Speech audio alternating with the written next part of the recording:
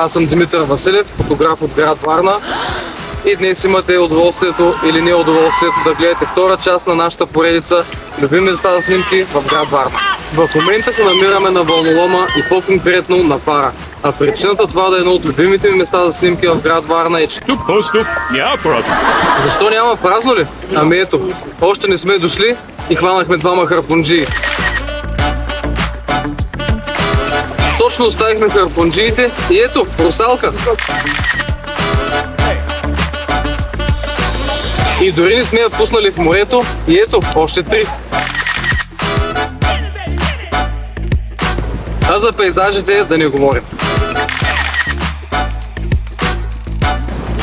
Ако искате да видите още и още любими места за снимки на фотографите във Варна, последвайте ни в социалните ни мрежи. Надявам се, че сте забавлявали поне толкова колко и ние.